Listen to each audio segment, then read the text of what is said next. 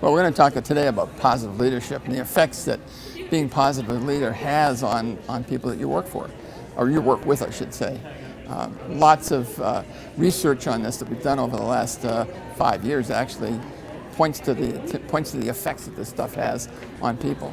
For example, if you have positive interactions, more positive interactions than negative interactions with people, your index for leadership goes up, your impact in leadership goes up, and people not only like you, but like each other more. So there's all kinds of ratios that are associated with this. You're going to have a lot of ups and downs in your life, but is your life above the line? Is it below the line? And if it's above the line and you're a leader, guess what happens to the groups that you lead? Are they above the line or below the line? Above the line all the time.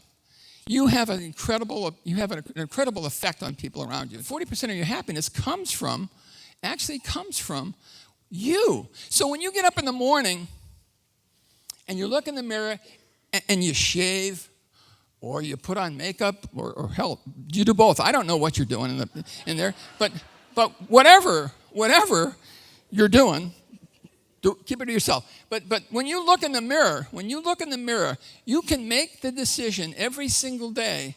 I'm either going to be happy or I'm not. It is a choice. It is a choice. Can I get a hoo-ah? Hoo-ah. If you write down 3 things in the morning that you're optimistic about, you have a 90% better chance of hitting those than if you never write them down. If you're an employer, if you're a leader, have people write down goals. Have them write down goals. You have a 90% better chance of them reaching them. What ends up happening is when you can't take in all the data, when you're under a fearful situation and you can't take in all the data, you make bad, lousy decisions. So you as a leader, try to make people comfortable, not threaten them. Great leaders, terrific leaders, best leaders produce positive results in the people who work for them. All right? Can I get a hoo-ah? Hoo-ah. Lots of people around you when you're winning, not as many when you're losing. Okay? And the quickest way to find out who your true friends are is have a huge loss that's not an attractive loss, like you lose your job or you lose something, and see how many people are still with you then. That's how you figure out who's really there with you and who's not there with you. And it's an important thing for you to understand. Here's what I want you to do with that list. I want you to call those people up over the next 2 weeks, one by one, and tell them they're on your list. Sometimes when people do this, they start crying. I mean, all kinds of things start happening.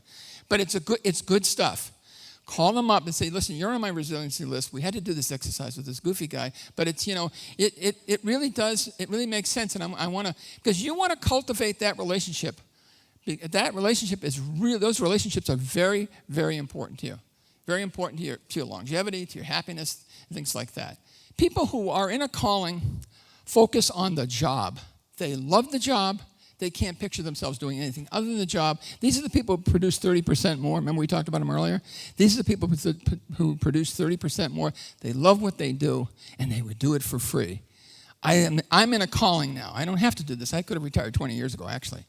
But I love this job. Why would I ever want to stop this job, and I would do it for free. And I am today.